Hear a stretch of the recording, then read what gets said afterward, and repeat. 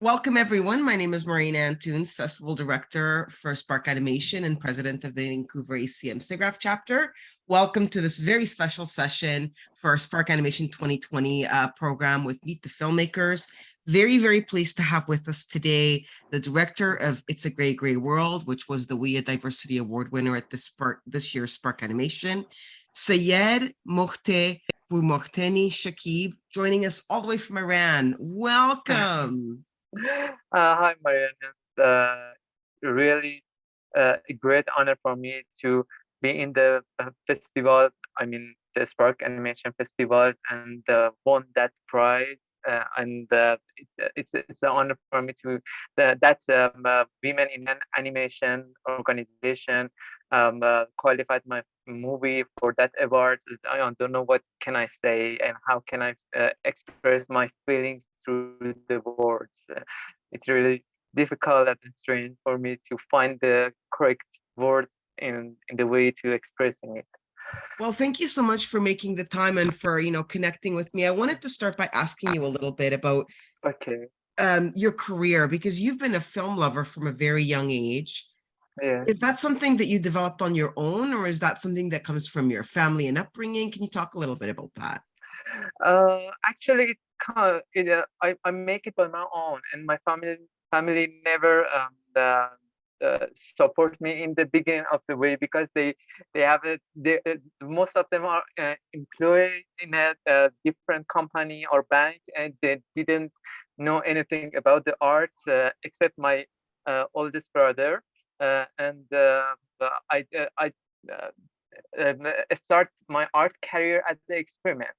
I had the handy camera, and I tried to record the different footage from my family and put it in the Premiere and edit them as a music video, because at the first I wanted to be a music video director, and yeah, but the journey had a U-turn and put me in the other side of the artistic um, um, uh, point of view, that is to expressing some story in the visual way. It's really different from being a music video director, because you have to entertain people at the same time that make them think about the environment and the world around themselves, and make them aware about the many things that's happening in the environment.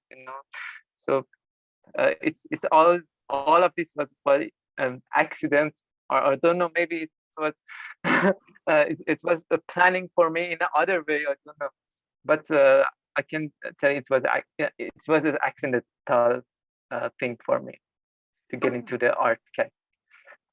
So, you clearly started very young. Are we talking like, were you making music videos as a kid? Yeah, let me explain more about it. The first memory that I remind myself always, it was the Blonde Ambition tour of Madonna in 1990s. And I'm living in an Islamic context country, Iran, and at the time it was a very, very big taboo. It was a crime to see Madonna in the VHS tape. And I remember my oldest brother that was recording that concert, and I always imagined myself as a dancer through those kind of tours, and I tried in my home, but in the public it was a taboo for a boy to be a dancer. Even when I express it, the people laugh at me. It wasn't about the government, it's about the culture, that it was a really patriarch, very, I don't know if I can pronounce it or not, patriarchy culture. So it was really hard for me to accept it as a kid, that I can't do something that I wanted to be in the future. So I had this pattern in whole of my life. Everything that I wanted to do at the time was a taboo.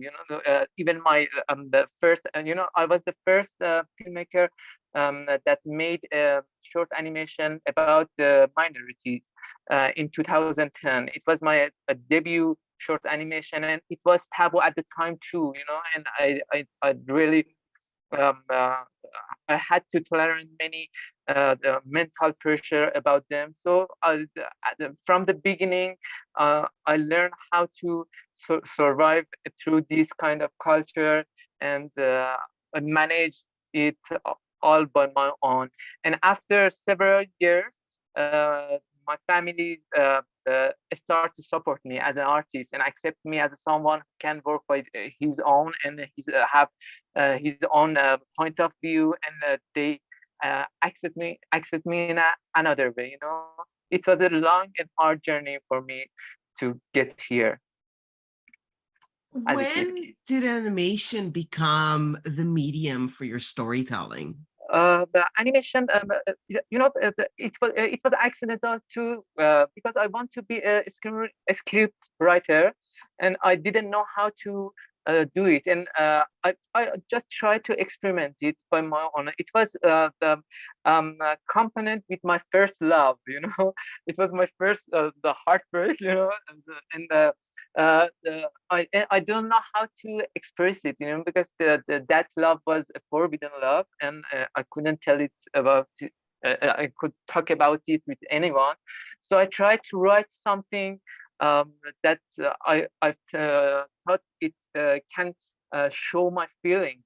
And it was an animation. I didn't know it's animation. It's a script for animation, and at the time, I started to being a member of Iranian Young Cinema Society, which is the biggest film school in Iran. And one of my teachers there, who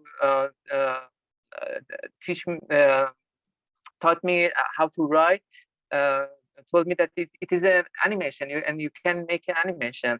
It was a very big encourage for me to start to write in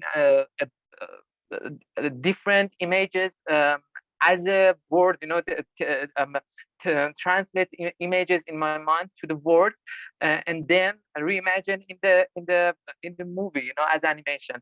So it was all was unconscious, you know. I didn't plan to arrive into animation. It was happened accidental.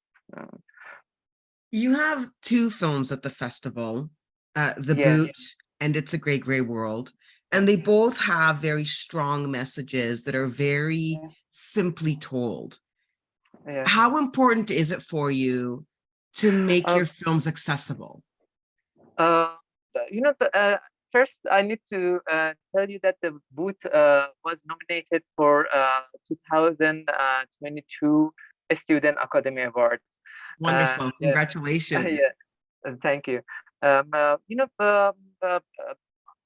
it's take a long time for me to understand my inner world and my outside world, and then remerge them into each other and make something special for me that be at the same time minimal and have its own meaning, you know, and make all those complications into a simple story.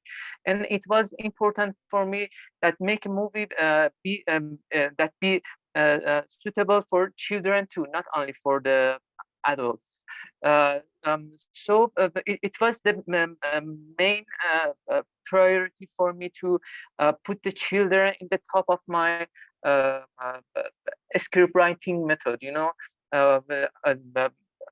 Say something that a 4 years old kid can understand, because I had a nephew and a niece, and I always ask their opinion about my works, and it really helped me to um, uh, the, it's really hard for me to find my voice. Sorry.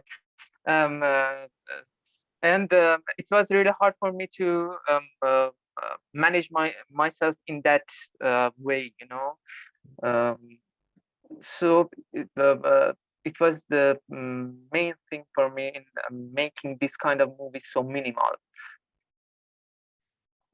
They both also have a very unique visual style, gray, sort of everything with that one pop of color that sort of draws your eye and really conveys your message. When did you Mm. start to develop that visual storytelling style? It was the base of my first love. Love the beginning for everything for me, and actually, I don't believe in love right now. But it was for the first time I faced that kind of forbidden love. It was strange for me why the world cannot accept me as someone who I am, and it's the first image that come into mind that was I'm a colorful person who had to fight with a gray board. The people that can feel in the way you feel. They don't understand anything about you, and it's so gray in my mind. And I take it for a long time in my inner world and my psyche. And After about 10 years from my debut animation, I tried to reimagine all of my career in a new way, and this period of time was component with the depression period for me because of the social problems in Iran, and I told myself how much um, um, um, the image of gray board is related to these days events, or problems, So I try to um, um, uh, re, reimagine it again in two new works, and with two different themes. It's all comes from my conflicts with the environment, especially the boots. The boots was about my conflict with the outside world, and it's a Gregor word was about my conflict with my own self and my family and my friends, Uh, Speaking specifically about It's a Gray Gray World, how mm. long did it take you to produce, like start writing the film, and then once you were ready to start like animating, how long was that entire process for you? Uh, it took 3 years to complete it. Yeah, and but about the screenwriting, it took about 6 to 8 months. The first idea was about confronting um, a child with a soldier. It was the first.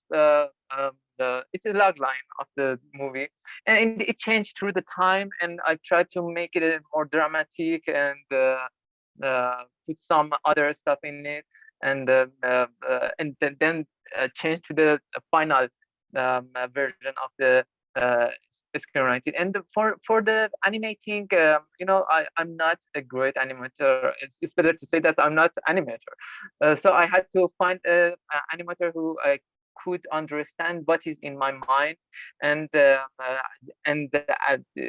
use his ability in drawing as my own hand, So it was difficult procedure for me to find someone who can understand my inner world. But the my art director Pejman Malmir was a great artist who I met him accidentally in a metro, because it's really a strange thing in Iran to see someone writing uh, who is writing and reading a book or painting in a note in the metro, because most of the people are tired and never pay attention about anything. For the first time, I saw him in the metro, and I see him. He was reading something and then drawing something on the paper. And I've started a conversation with him, and he told me that he's an animator, and I told him, "Yeah, I'm a director too of animation too." So it's the beginning of the it's a what like this, for like many others of the event in my life, it happened accidental too. I don't know, maybe it's a pattern in my life, I don't know, but um it's strange and fun at the same time.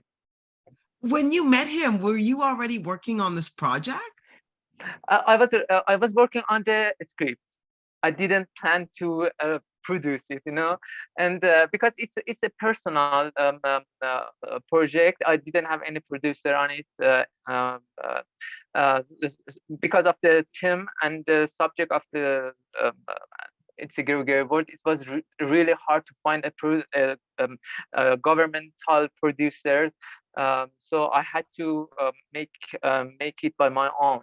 It was difficult for me, so I didn't plan it before meeting Pejman in the metro. That's amazing. Yeah. You know, throughout your entire career and your life, you've always been bucking expectation and kind of, fighting Yeah, the norm. yeah, it was, yeah. How do you stay motivated? Why do you keep Uh, doing this? First, it was anger. It was an anger against the world. It gave me a feeling of rejection. So because I'm a fighter at inside, I always try to fight against that rejection, and I want to tell all of those people who rejected me that I'm here and I can fight, and you can see me that I'm a successful person. But by the time and getting older, it's changed. And now I do it because it's a meaning of life for me, not because of the show off myself to other people. And I don't care about uh, um, uh, what people think about me anymore, and I'm just focused on my own way and try to tie myself to something to give me a meaning for a life. It is really related to social issues in Iran, because there is even your uh, I don't know, the lowest level of rights is really hard to gain in Iran. Not about the government's issues, it's about a culture. I give you a sample about my dancing uh, in the as a kid, but um, this kind of fighting is the kind of meaning for life for me. And if um, uh, do this, I can I can't live anymore. So the anger changed to intelligence in order to find the meaning. It was a psychological journey for me. Have you ever thought about making life easier for yourself and going somewhere where your lifestyle and your ideas are more widely accepted?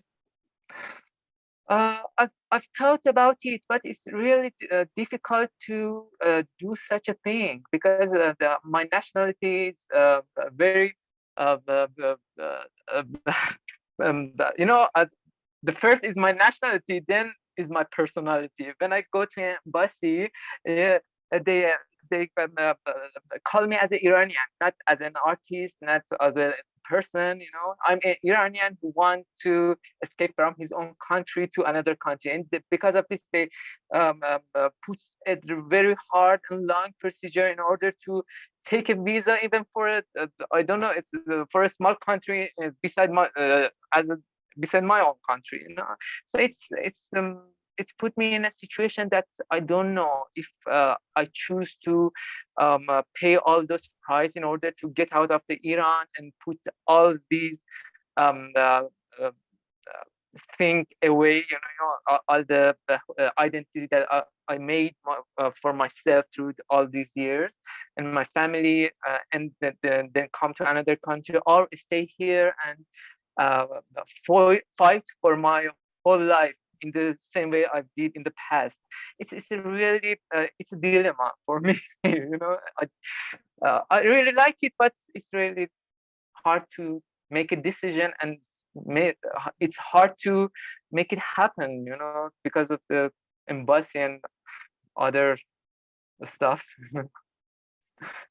Are you going to keep making films? What's next for you? uh, the whole of my art career was about fighting with the norm of a society.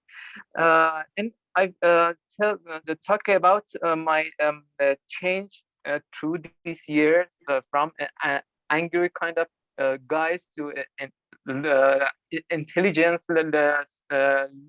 searching guy. You know, it's happened in my script writing and my art career too. And now my next project is about attachment styles between parents and children, and how much it can affect the both sides, the parents and the children too. And I've chosen it because of it that I think the most the problem of my own country has a root in this subject. The Iranian parents can't nurture their children in the correct way because they didn't nurture too in the correct way. So I try to fight about freedom, this time in the about the mental things, not about the outside environment. So it's my two next and projects are about the parents and their parents relationship with children. Have you started on those? Do you think there's going to be Yeah, ready yeah, soon? yeah. I've start to draw its concept and the characters, and I found a background artist. I start to work on it. Yeah, I think it would be it's kind of personal, but at the same time can be a really general subject, and I hope it find its own place through the film industry. So yeah, it's been absolute pleasure to speak with you. Thank you so much. Congratulations on It's a Great Great World and The Boot. That's wonderful to hear. And I cannot wait to see your other films. I appreciate that you're putting yourself out there and making films that are important to you and really important for everyone to see. So congratulations and thank you again. Thank you so much. Thank you so much for hearing my letting me to share my story and hearing my voice. And it was a great honor for me to be part of Spark Animation in the first level, and then for the prize that Women in Animation qualified me for it. Thank you so much. Thank you, Seyed. Thank you.